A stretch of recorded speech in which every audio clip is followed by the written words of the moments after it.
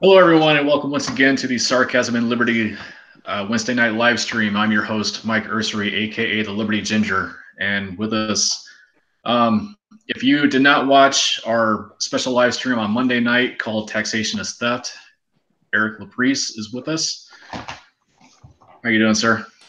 Good, man. It'd be a little bit better if the baby would decide to go to sleep.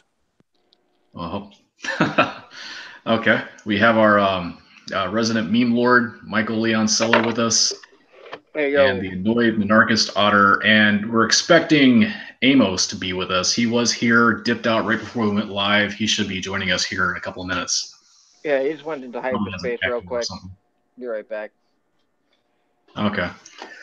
All right. First order of business. Oh, there's Amos. Hey, he made it. All right. All right. First order of business. The World Series is going on right now. Now, I am not a Boston Red Sox fan by any means. Go Sox, go. Go Sox, go. Okay. I am a fan.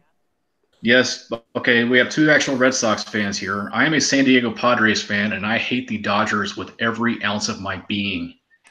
Every ounce of my being. If I had the chance to kick any team out of Major League Baseball, it would be the Dodgers. Let me just say that right now. So, they're the worst offenders of eminent domain in history. So, there's that. Well, over these next few days, go Red Sox. Anyway, guys, what is going on this planet right now? It's a madhouse, man. All this let's vote from. My Twitter feed's been full of all this stuff about the midterms from a bunch of people that should know better. It's driving me nuts. It must be. I was about to say it must be election season because people are losing their minds. I mean, how is it different than any other week? It's a little bit more. Well, I mean, it's not every week you have. It's not every week you have bomb hoaxes. I love the bomb hoax thing too. Like, I'm in Austin. We had actual bombings earlier this year that weren't politically motivated, and everybody wants to freak out about, it's bombs to like the mail carrier that's supposed to deliver to the Clinton's house, and okay, this thing is a non-thing, and you want to make a gigantic story out of it. Like, come talk to me when somebody actually gets hurt. I'd actually argue that it does happen every week, especially with important people. They're always dealing with all kinds of threats, but obviously there is, more reason to panic about it and make it into the media when, political things are going on with the midterms. Right. If you all haven't heard by now, I'm sure you probably did because it's all people talked about. If you were on any form of social media at all today, you probably know that there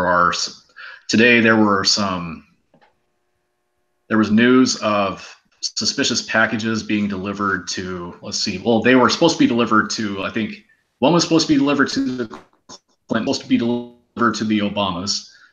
One was supposed to be delivered to Eric Holder. One was supposed to be delivered to Maxine Waters. I think one was supposed to be delivered to Debbie Wasserman Schultz, and one was delivered to the Time Warner building in New York City where CNN is located. There was George Soros, too. That was on Monday. Monday there was a Monday there was a pipe bomb found in George Soros' mailbox. This week is not like any other week. Where two of the return addresses were from the DNC headquarters office of Debbie Wasserman Schultz, which is even better. Yes, I saw a picture of the one that was sent to CNN, and it had that return address on it. Didn't one of them have like a 99-minute countdown timer, and it was in a bubble wrap envelope with just, there's no way that's going to work. I don't know about that. I haven't seen that personally. It was the PPC one anyway. All the talk today, anytime anything happens, it's really interesting to see how both sides react to this. You have the people on the Democrat side, and they all immediately pointed to Donald Trump and his base and all their rhetoric, because of all the things that Trump says about prominent Democrats, the things, you know, the whole lock her up chant with Hillary, and he's made attacks at Maxine Waters. He's gone after a few other prominent Democrats. And then he also lashes out at the media a lot. And a lot of prominent Democrats and CNN's like his biggest one. And so all this on the left was, somebody has an echo.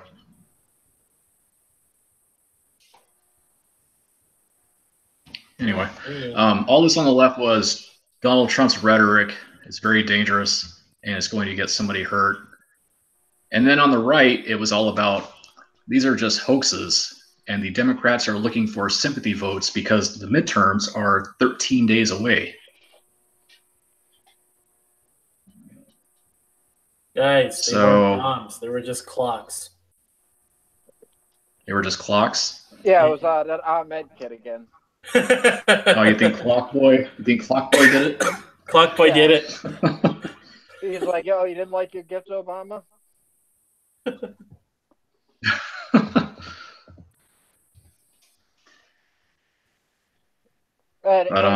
I mean, not that I'm trying to, you know, agree with the conservative side of things, but, you know, like I said, where it's like, you know, people like this probably deal with all kinds of threats on a daily basis. That's why they have security guards constantly with them. So it wouldn't surprise me if it is just if it's, you know, not really a hoax, but it's just kind of like, well, this happens every week, but we're going to make light of it, you know, this week. Yeah, I believe. Go ahead. Oh, no, I was done. Oh, I thought somebody else was about to say something. Anyway, I believe that they were all confirmed as hoaxes. I think that's the last thing that I saw before we went live. I did see a picture of one. It had some squiggly lines on it, which are supposed to be an ISIS flag. So now I guess you can bring the ISIS narrative into it. Although I would say that if it was ISIS, these apparently were just pipes with wires coming out of them. They were put together really sloppy, and they weren't even made to look like actual bombs. I would hold as to say that if ISIS did indeed do this, those bombs probably would have been a lot more sophisticated. I also think that those bombs would not have been hoaxes. I think if ISIS did do this, they would actually want to hurt somebody because that's what ISIS does. And not only that, but these guys are professional bomb makers. And I say that not to the effect of it's what they do for a living, but I say it to the effect of it's what they live for. Yeah, it doesn't fit their MO. Those guys normally hand deliver that sort of thing anyway. They'd be more likely to put a vest on and go stand in the lobby of wherever they wanted to terrorize than to honestly, throw some stamps on an envelope and mail it, knowing that all of those places have mail sorting services anyway. Oh, yeah. And that's another thing, too, is that whenever you are going to mail things to presidents, former presidents, Congress, or anybody, thoroughly examined. And I think they would know that. Yeah. Because didn't something happen like 2 weeks ago? Some kind of powder was being... Random powders and ricin were sent. Ricin powder. Yeah, I think Ted Cruz and stuff like that. So it was like, it just happened on the other end of the aisle like 2 weeks ago. One was sent to Mattis, one was sent to Ted Cruz's office, which we never heard an update on those two people that were rushed to the hospital, I don't think. So I think that turned out to be nothing, and then people just stopped talking about it, just like anything else that turns out to be nothing. Didn't Mattis say he gets better shit for his breakfast than what was sent to him? There are plenty of memes that suggested that.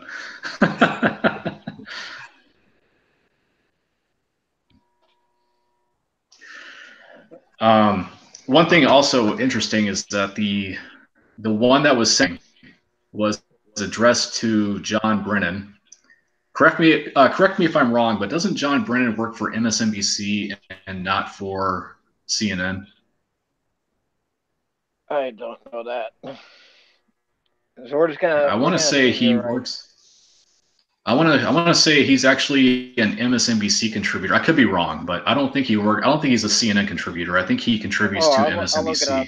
What's the name again? But another thing interesting that I saw today was that a courier delivered that envelope to the Time Warner building. And if that's the case, which courier took, and then could they just start tracing back from there and finding out exactly where it came from? Or does that make too much sense and therefore they're not going to do it? You kind of buzzed out a little bit there, so I don't think I heard fully. But what was the guy's name again? I'll look up where he works. John Brennan. John Brennan. Brennan. Yeah, the former CIA director.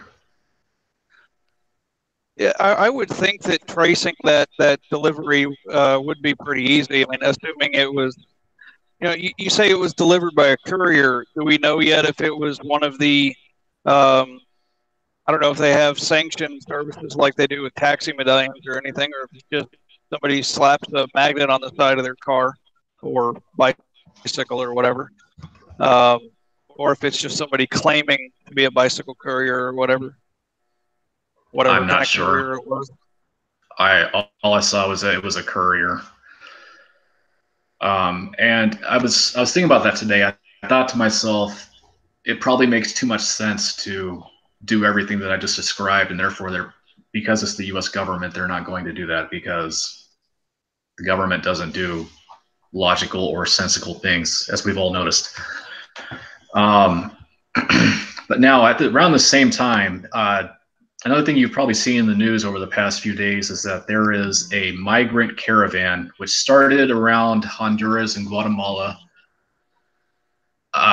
Initially, there was said to be about 7,000 people in it. Now I've heard that that number is as large as 10,000 that are headed for the U.S. border. I'm not sure exactly what day, but I mean, everything that's happening in the news, guys, it is election season. And therefore, I mean, every big election, whether it's midterm or whether it's the general, before that first Tuesday in November, there's always something crazy that's going to happen in October. And we're seeing it right now this week. And to let you know, you're right, it was NBC. Oh, all right. Oh, good. I didn't look dumb. Okay, that's good. All right. So with this migrant caravan, again, you see all the rhetoric from the left and the right. The right thinks that 10,000 people are going to cross the border into California, take 10,000 jobs of hardworking Americans, and then at the same time, they're going to live off our welfare, taking jobs. And then all the rhetoric from the left. And I absolutely love it whenever the left starts talking about immigration, because all these white liberals who go on about this always show their true racist colors every time they do this, because they all assume that. I love it how they always try to mock the right by calling them brown people. I saw a tweet today from someone named Zenny. I have no idea who that is, but this person called them brown zombies. And talking about brown zombies coming over here, taking all the landscaping jobs, taking all the farming jobs, basically being helped. Taking their gerbs.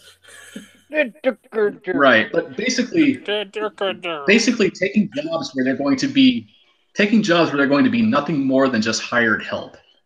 Like, this is what you think of people who come from these Latin American countries. You think that they are nothing more than just hired help.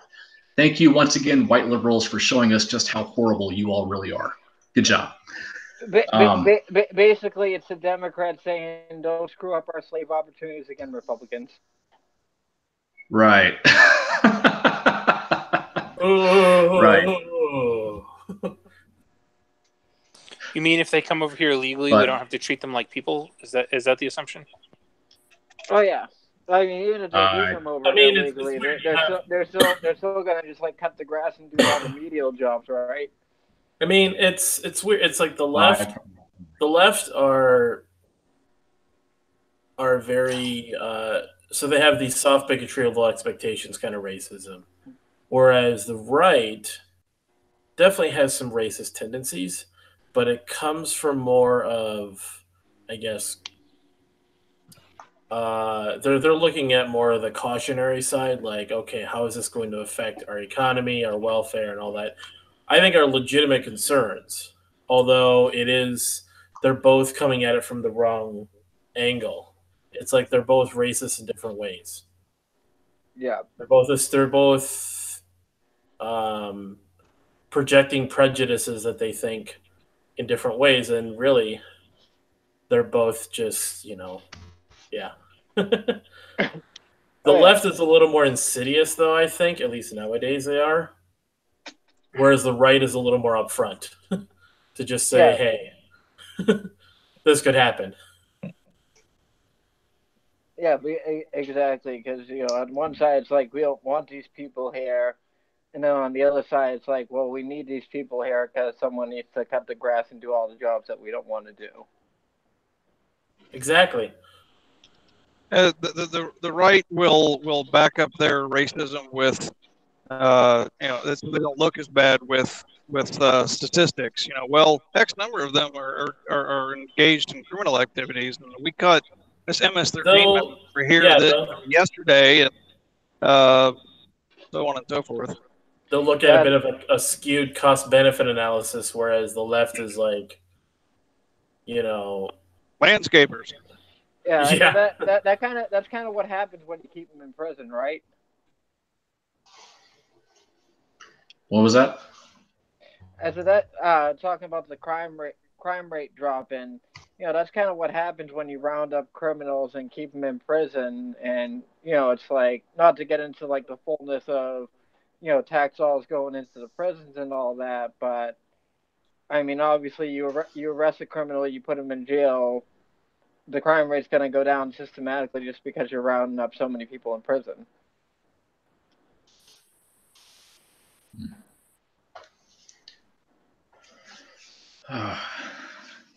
Exciting times coming up. Guys, I am ready for midterms to be over with. I'm ready for November 6th to pass. But November 7th, the presidential race starts. Yeah, I know, but that's going to be early, and it's going to be just a bunch of Democrats campaigning. So find out who's going to be the best person to go up against Donald Trump. Primarily, AKA find out which one Donald Trump can make fun of the least. And right now, the names... do you guys know the polls, what they're showing? I saw one a couple weeks ago. Joe Biden was leading it. Yep. I haven't looked since then. There's no way he actually runs. You don't think he'll run? Wait, what's this one for now? For president next year? Yeah, presidential candidates on the Democratic side. Biden is in the lead on the polls for now. Bloomberg re-registered as a Democrat. I mean, is there anyone they could even put in there that would be somewhat relevant and people wouldn't hate? Well, the DNC doesn't have any leadership. They don't have any ideological leadership. They don't have any political leadership. All they have is Trump sucks. But they've also the only people that they don't have any Gen Xers that are coming on the way up. Like all the people that have been in charge, the boomers stayed in charge on that side for so long that there's nobody like. They didn't have the Tea Party, so they don't have the Ted Cruzes and the Mike Lees and the Rand Pauls. The Rand Pauls. They don't have anybody even remotely close to that because all the Democratic senators are like 90. Yeah. Okay. Yep. Yeah. You got to go find some Berkeley pro Antifa professor or something. Well, I heard somebody talking Double about down on that shit. I heard somebody talking about how Beto O'Rourke, who's running for Senate here in Texas, it's a test balloon for his presidential run because he's Kennedy-esque at least. If they were really, really, really smart, in my opinion, they would have been grooming that representative or senator from Hawaii, not the crazy one that Tulsi Gabbard. Yeah, if they were smart, they would be grooming her because, I mean, granted, I haven't heard a lot from her, but what little I have heard from her, she's one of the most rational Democrats ever presented in the last 10 years. Well, and the problem with that is she doesn't talk to the base, right? She's anti-war, and they're not, and she's pro-market basically, and they're not, and she's she doesn't fit what little leadership at the top of the Democratic Party exists. She doesn't fit their message. She doesn't play to the Bernie Sanders, Ocasio-Cortez side of the base, and you have to get those people because if you lose them, you're going to lose.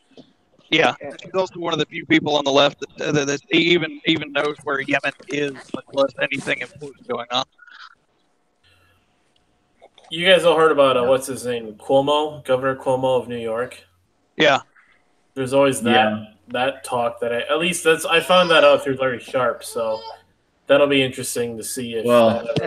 He's going to have to fight it out with Bloomberg. Warren is another name. Actually, there's currently, with the whole senator thing going on, the Republican guy Deal is making this big deal about her signing a waiver that she won't run for president going into the election, like coming up to election day, to prove that she's dedicated to the actual job. Who's this? Warren. Liz Warren. Oh, yeah.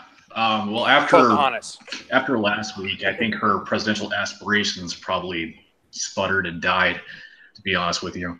The names that I've really heard being kicked around right now, like we said, Biden was leading that poll. Elizabeth Warren, which I don't know if that's going to happen now, although people do have short memories. But then again, she's going to be on a debate stage with Donald Trump. He's going to call her Pocahontas for the whole night, and they're not going to debate anything. It'd be hilarious. I hope it would be great entertainment. It would be funny. I would say that. But Biden, she won't make Warren, she won't make it to the stage with Trump because the other Democrats are going to eat her alive first. It's too easy to kill her off. True. And I could see, the first primary debate, I could see a primary debate with as many as 15 people, kind of like what the GOP did last time, but this time with Cory Booker, Kamala Harris, Bernie Sanders is talking about running again. Hillary Clinton, her name is being thrown around, and she's going on a speaking tour. I imagine, and she's probably testing the waters and just seeing how popular she could be.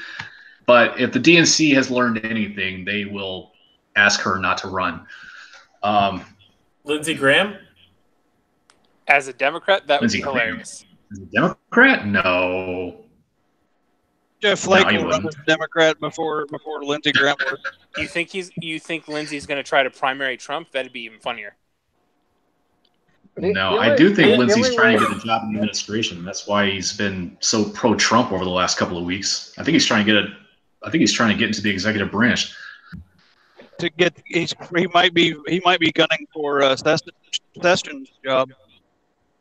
I would think he'd be trying to replace Pence more than Sessions. The only way they're winning is if they get The Rock, Dwayne Johnson.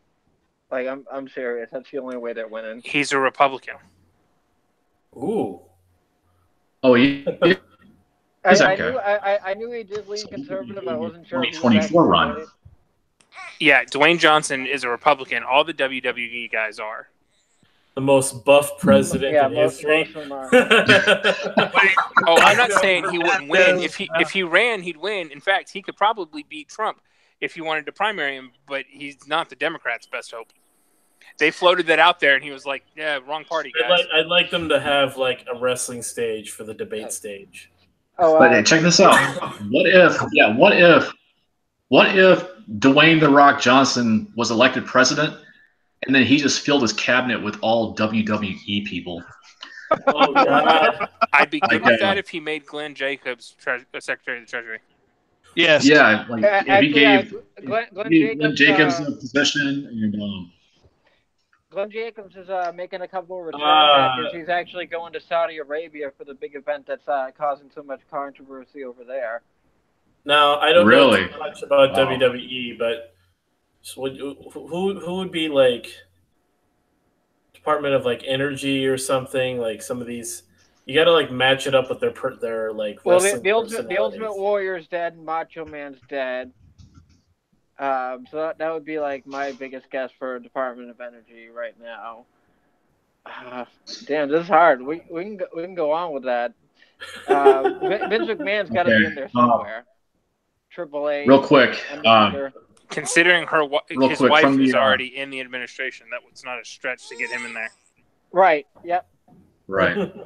Guys, real quick from the live chat, Jason is watching and he's in the live chat with us. He said they're going to try and run Oprah. Just watch. Now there was talk. I've said that before. Of Oprah Winfrey running. Alicia Roy is in the live chat with us, and she said, "I brought signs to sell." And Oprah, that's really clever. She's got 30 years of dirt yeah. on film to use against her. It's never going to happen. Okay. Yeah, but it doesn't matter because she's going to get does, like 100% of the women's vote just for being. She not does have that but, name recognition. Yeah. She does have the name recognition, and celebrities. Why not run another celebrity against him? And her being a celebrity, maybe she knows something about Trump. Who knows? Yeah. And she'll get people that don't even go out and vote to vote. You know what I mean? Like, you know, it's kind of like Obama. Like he had that just like Obama personality that made people actually go out and vote, but on a different level because she's been familiar over what did you say, 30 years?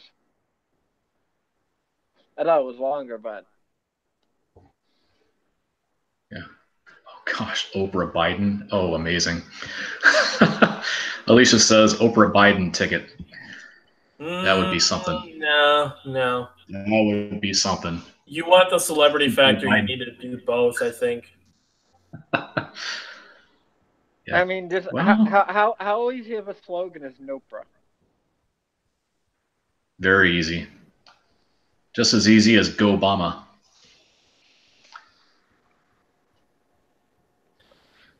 You get a president. You get a president. Everyone gets a president.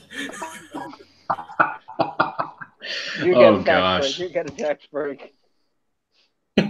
You get a bailout. You get. But everyone since look we're on the these subjects, it's food stamps. Right. But since we're on the topic of elections, now for one thing, midterm elections usually have a very, very poor voter turnout because a lot of people, like most people, they care about voting every 4 years and not every 2 years for one thing. But at the same time, but with this midterm, I guess it's supposed to be a little bit higher turnout than usual. At least, well, the left is hoping for it, and the right, it seemed like it wasn't going to. But ever since the Brett Kavanaugh thing, they kind of got a wake-up call, and they got some energy now. And so maybe the right will have a little bit higher turnout. But how important is voting? First off, I mean, well, I guess the question I'm trying to ask: how many people turn out for the midterm in 2 weeks? Is it going to change anything? First and foremost, I think more people are going to turn out than usual because of everything that's happened in the last election, the presidential election, and everything, and just politics is on a much bigger stage than it ever was before. Like you said, a lot of those people are only going to care about the every 4 years. Personally, I go every year just because I more care about the local questions, you know, the things that are going to affect me locally, but and that's just me. Yeah. I'm here in Missouri, and one of the ballot questions is on medicinal marijuana. So that's probably something that's going to. That's one thing that I've really been looking at. The big election here in Missouri is the Senate race between Claire McCaskill and Josh Hawley, and I don't want either one of them to win. To be honest with you, but like they're saying that the House could. While we're on the subject, do you think Austin Peterson should have been running for a libertarian? That way he could have been at least still in this race right now? No. Even running as a libertarian, I think he wouldn't have gotten very much attention. I mean, yeah. Whenever Austin was campaigning for the primary, he was all over the place. Like he was over the state. He was talking to newspapers. He was on radio stations. He was everywhere, and he was going non-stop. I don't know if he would have gotten all of that traction had he been a libertarian. I think that him running as a Republican really gave his name a boost, and he was able to get more segments and more interviews like that. So I don't know. I don't think that would have really done anything. Yeah. Yeah, because it sucks because now you got between that and that. So I don't know. Is there a libertarian still? There is a libertarian still running, right? Yeah. Joseph.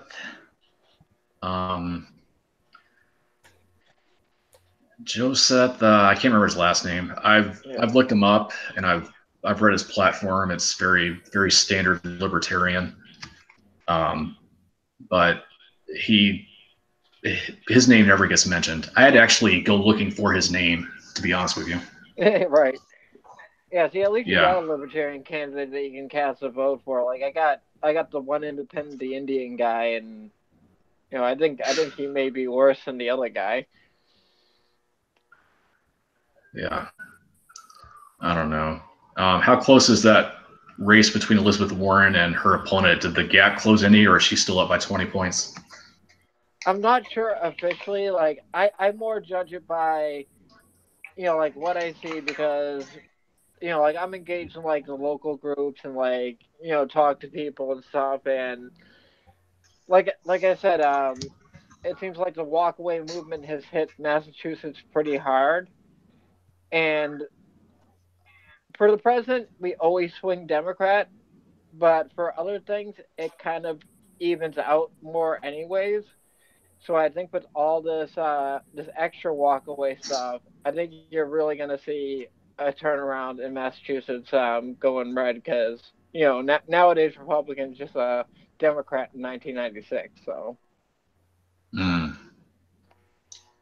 Okay. Amos, you're in Minnesota. You don't have any Senate races, do you? There's somebody running. I thought there was somebody running for Franken's seat. There's a Republican woman. I don't even know. I mean, I'm probably one of those. Serious. I'm one of those that probably doesn't follow midterms that closely. So let's see here. What do we got? What state are you in? Well, there is that one guy who I believe is running for state attorney general. I can't remember his name. The guy who has been accused of beating up his girlfriend. So he's like the deputy chair of the DNC. What's his name? Keith Ellison? Yes, Keith Ellison. I think he's running for state attorney general. Is that the guy that tells the cops to say that he says hi or whatever? I don't know. Oh, oh no, I think that's Brian Ellison. My mistake. Okay. Right.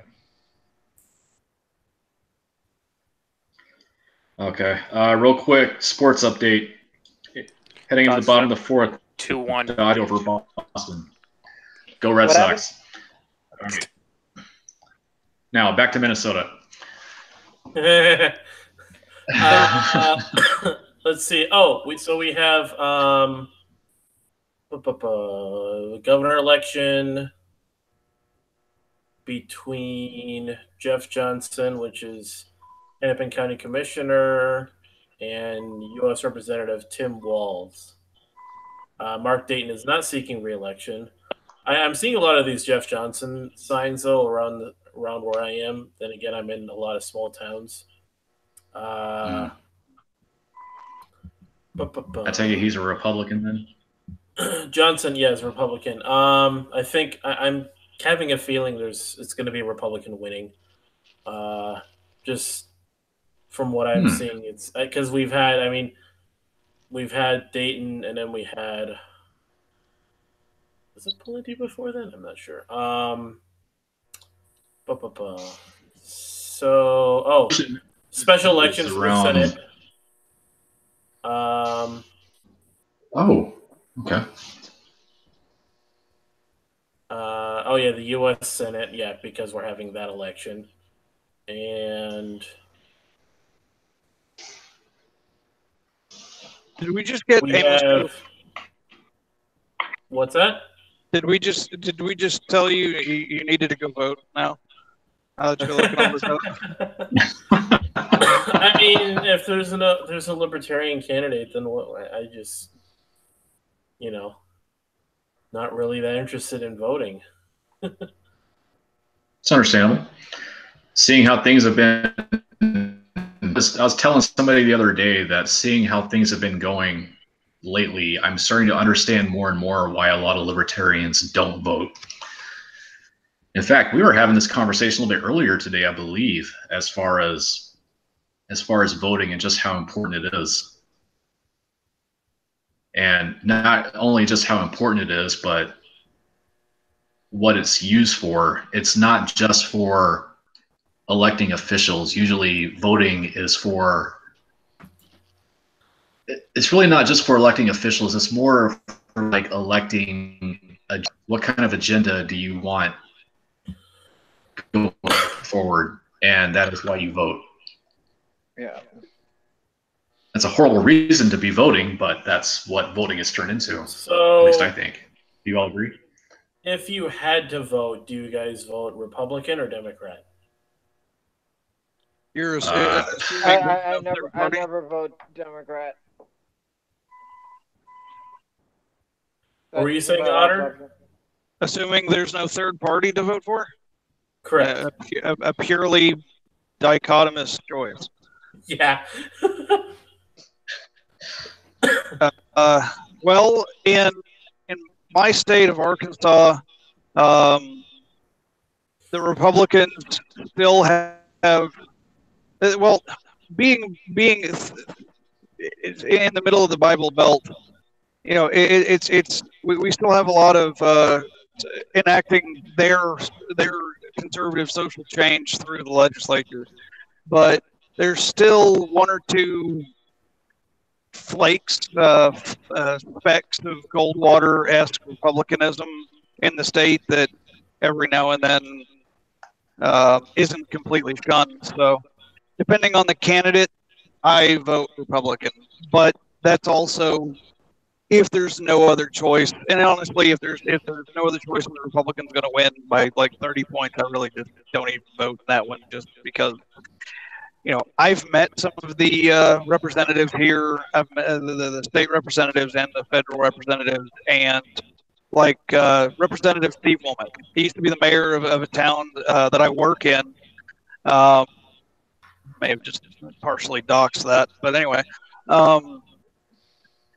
he's a jerk. I really don't like him. I met Senator Bozeman. Neither of my senators are up for election. I remember I met Senator Bozeman in 2002 or 2004, one of the two. Anyway, when he was a representative, he has no respect for anyone that believes in smaller government. He has no interest in hearing what you have to say on the subject. So and here, this is a ridiculously Republican state now. Unless you're in Little Rock, Fayetteville. Fayetteville is Austin of the Ozarks, desperately trying to become Portland. But Wow. Somebody's been to Fayetteville, I say. I've been through it. I've been there a few times to watch football games. I haven't spent a lot of time there. It's go there, watch a game, and then leave. Yeah, exactly. Yeah, it's been called Fayetteville for a reason long before you or I were born, and it's becoming much more and more blue. It's definitely a Bernie kind of an area, but still yet outside of state reps, the district, the federal district, still elects solidly red. Yeah, I mean, like Asa Hutchinson is going to win by 30 points. I bet. We've got a libertarian candidate. That's my toss-away vote. You know. But it's not going to. What's that? I was going to say, I like how, like, when I asked the economist question, everyone's like really trying to explain themselves out of answering it, or they just will say who they won't vote for. Well, yeah. Trying to pressure a libertarian into a purely dichotomous vote is essentially putting your thumb in the middle of a little circle of Jello, and it just immediately oozes around your thumb as you push harder. It just are you saying that libertarians are Jello?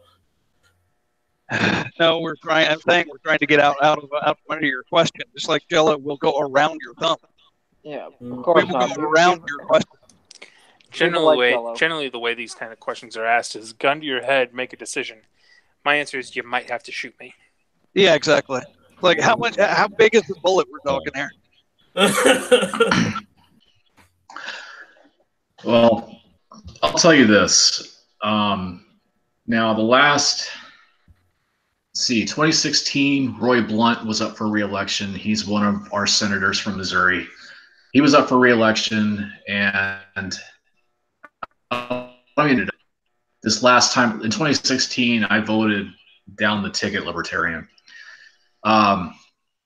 Before that, Claire McCaskill was up for election in 2012 against Todd Aiken. I walked into that voting booth and I wrote in my friend's name, who doesn't even live in Missouri. He lives in Connecticut. He's a guy named Michael Lombard, a guy I served with in the Marines, very libertarian person. I wrote his name on the ballot. So Michael Lombard from Connecticut got one vote in Missouri because Todd Aiken against Claire McCaskill was the stupidest senatorial election I've ever seen. He made that comment about rape causes the reproductive system to shut down. Oh, God, yeah. I remember that. Yeah. I'm sure you all remember Todd Aiken. What a freaking moron. What? My gosh. Wow. It does? No. I'm just kidding. It does, but now against Josh Hawley. And that race is neck and neck. I think Hawley's up, but not by much. So they're way. But I have zero enthusiasm to vote for a senator this time around. It's like 2012 all over. I couldn't tell you what's going on in Texas. Horrible. Ted Cruz and Beto O'Rourke. Now, what band was Beto O'Rourke in again? Yeah, Beto O'Rourke. Let's stop calling him Beto. He's a white guy with an Irish name. I don't know. Oh, his name is Robert Francis O'Rourke. His birth name is Robert Francis O'Rourke. His nickname from childhood, apparently, is Beto because he's a white dude who grew up in El Paso. Right. Yeah. Robert Francis O'Rourke.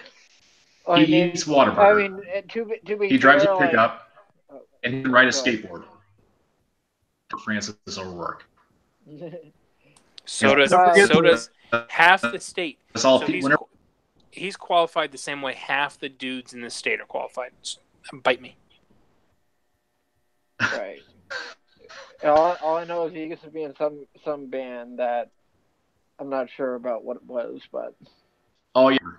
Oh yeah, and I also know that DUI. He was driving drunk. He hit a vehicle and he drove off. So he's charged with DUI and hit and run. And I think he also has some other convictions on his record as well. And he got off easy because his daddy was the judge. You know what the worst thing is? His daddy was what? A judge, I think.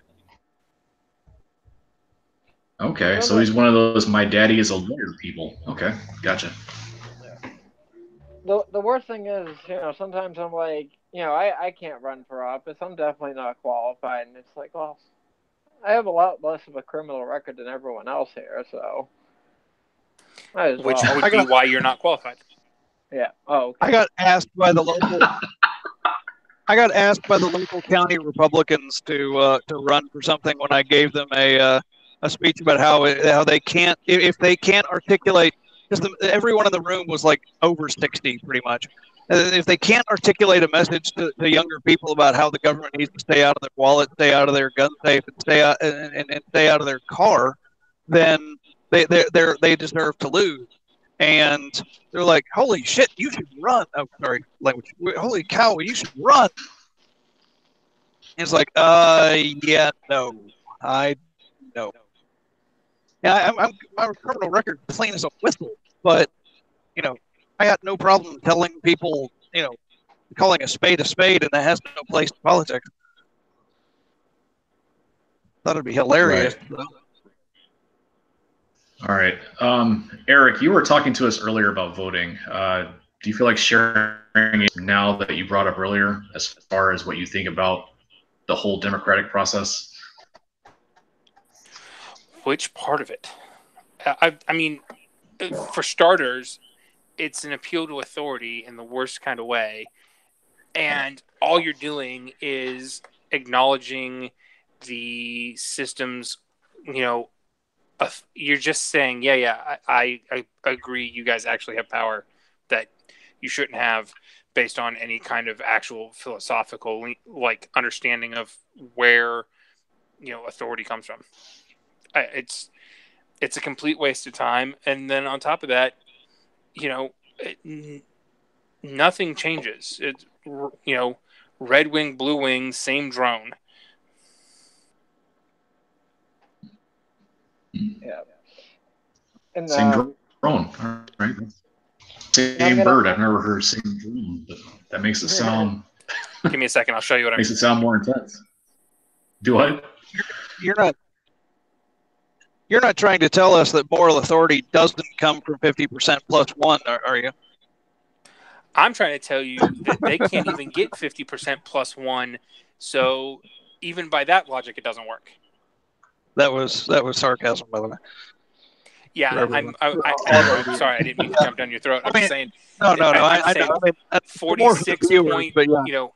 46.9% or whatever didn't vote last go round, and you're like, okay, so, and then you split the rest of that in half, and you still don't have a majority. So, I've always thought if I ever won some of the, like last night's Powerball, one of the best things one could do with it, politically speaking, would be to go full on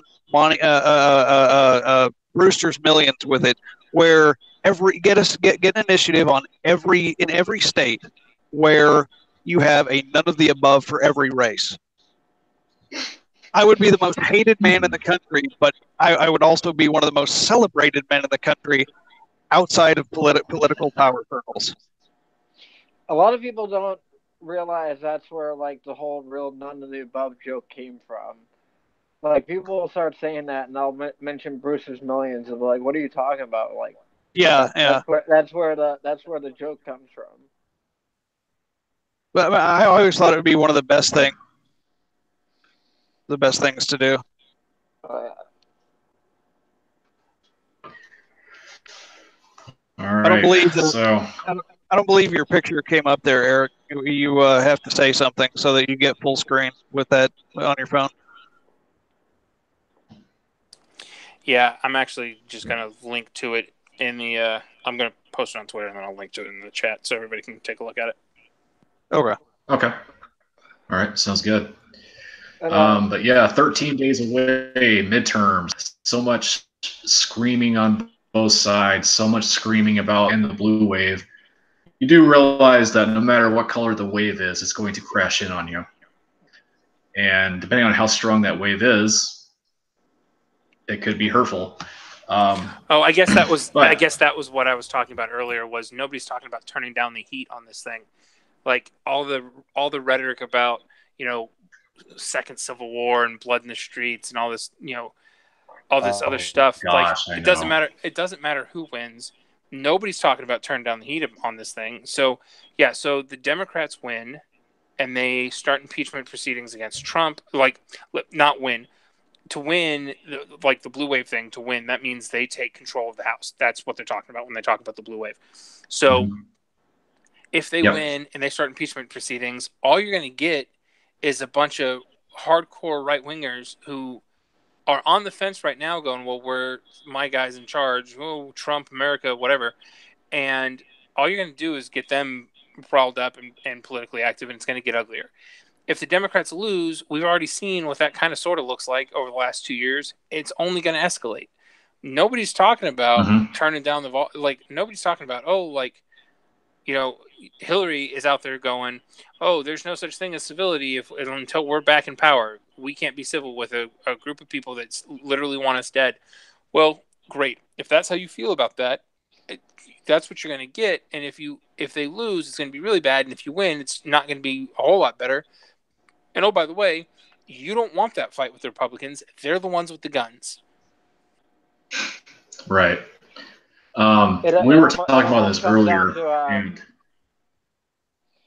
It almost comes down to the Odyssey, where you have I forget the details, but there was a point where he had to choose to either go to fight this monster or that monster, and this monster was eight of his friends, so he picked that monster because it was the lesser of two evils. That's basically what voting is every single election season. Yeah. We were talking about this earlier, and on that same note that Eric was talking about, as far as, the Democrats' goal here is to impeach Trump. And we were saying about how the left is becoming, well, the left and the right both are becoming unhinged, but you look at the left and a lot of the tactics they've been using. Let's say, okay, so they don't win the House this time around. Unhinged. They do win the House. Try to impeach Trump. There's nothing there impeachable. So left is still unhinged. You're only prolonging the reaction after they can't do what they want to do. That is kind of scary for one thing, but also incredibly stupid. The way I see it, we've got this huge political pressure cooker with a bad safety valve.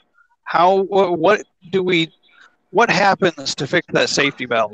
If everyone follows the analogy, what is possible to fix that so that the heat comes down or the pressure, bleeds off? Anybody got any ideas? I don't think there is a way, to be honest with you. If you look I'm pretty sure everybody here knows where I stand on that.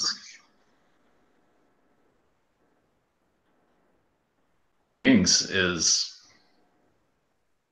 what really gets people thinking the way they do is media.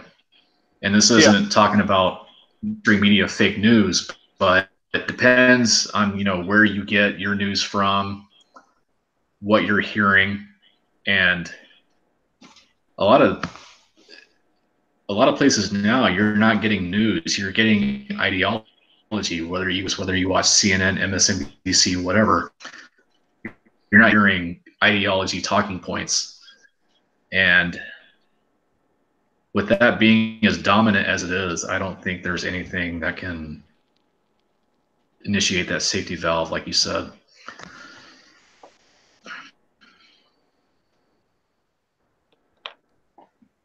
No, man, the only way out is through. We're watching We were watching the end of the empire. We were watching the collapse happen in slow motion. The only question is how long. There isn't a question of if, it's when. It's like we're watching the political version of the Weimar Republic. I mean, everyone talks about Weimar as an economic example, but and I don't know enough about German politics in the 1920s to make any proper analogies. But the just collapse, the hyperinflation of political currency to where it becomes useless, meaningless, and everyone's left to their own devices is seemingly where this ends. Well, I mean, that's The burn to the ground kind of collapsitarian thing, but I think there's going to be bloodshed with collapse. With a collapse. Yeah. A lot of people are going to die. Like, don't get me or the rest of the collapsitarians wrong. Like, the whole lot of us, we all understand. A lot of people are going to die. It's going to, like, a lot of people are going to get really hurt. The collapsitarian deal is we're trying to tell everybody who will listen, hey, bad stuff's coming. It's coming downhill. Like, the volcano top already blew. The lava's just rolling downhill. And it's a matter of time until it gets here. So find some high ground, put some food up, store ammo. You know, as Bill likes to say at Zero Gov, like, you know, drive a rifle or ride a rail car. It's coming. I just like to think that there's something we can do to. I just like to hope that there's something that can be done besides, going underground or being one of the frozen statues of Pompeii in the political volcano. I will say the only time I can point to in history where the empire collapses and it doesn't look that kind of ugly, right, is Great Britain. And the reason for that is as their empire collapses, the bankers had an outlet. The banking power, the monetary power, they didn't ride Britain into the ground. They jumped ship. And so that's a possibility, but where do they go? It's not China and it's not Russia, and there's no other seemingly obvious place. It's, not the EU directly. So it's not obvious that the monetary powers that be have an immediate escape valve. When Great Britain collapsed, they jumped ship to the U.S. because they already had an established relationship there, and there wasn't an existing central bank that they had to take over or buy out or any of that mess. They just started a new central bank, and so so Britain got a nice, easy, slow ride into decline up until World War I and World War II, where they got a whole entire generation got slaughtered basically. And that's the other part of it. So it looks like slow decline for the British Empire, but really they still lost a generation of men between 1914 and 1947. They lost an entire generation. So not so slow decline, just not so desperate looking on the home front. But what I think is, what do you think is going to be first though? The political collapse or the economic collapse? Because the economic collapse goes so long. I mean, the economics of the country go so long as we keep believing in the power of the almighty dollar. Politics. I think it's one and the same. It's kind of like one goes, the other goes. Systematically, because one can't function without the other, really. Well, yes and no. They have to go together. Well, I'm so saying the economics it can function, but not at the current state it is. Well, the economics went last time, right? 10 years ago, the economics went, and there was still enough belief in the political system that the fiat didn't completely burn, and they were able to tape the balloon back up and reinflate it. So, right. But you didn't already have groups of people in the streets, looking for violence 10 years ago. Now we have actual groups of people in the streets of major American cities, roving around, looking for violence, chasing each other around. People are going to jail over it. People are getting hurt. you have actual people committing real acts of violence in the streets. So the economics go this time, and the politics probably go with it. But it's got to be both at the same time. If you only have one, the other can balance. They can balance each other out. You don't get full collapse without both. You also don't get a reset without both. So the economics goes and the politics doesn't. The politics reinflates the economics. It's still built on the same foundation, and vice versa. The politics go and the economics don't. You get a shuffling of political parties, and you get renaming of political parties. But it's the same groups of people. They didn't clean house at all. And so, I mean, that's really what happened in 2008. If we had gone the Ron Paul Austrian route, and I say we meaning the American government because that's not me. If they had done that and actually let everything clean out and clear itself out, they could have survived another 50 to 100 years, but they didn't clean everything out. They let it all fester and reinflate, and they printed money to a scale that nobody's ever seen before. And on top of that, didn't clean house politically, and the rhetoric's only gotten more heated, and the rhetoric's only gotten more vicious, and there's literal, violence in the streets.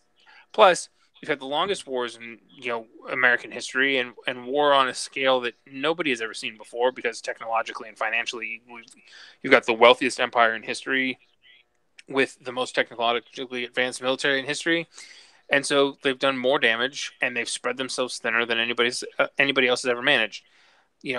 Everybody draws the parallels to Rome, and it's an obvious comparison because the founders, admired the Roman Republic and warned rather directly, hey, these are the perils of the Roman Republic. This is where this ends if you're not paying attention.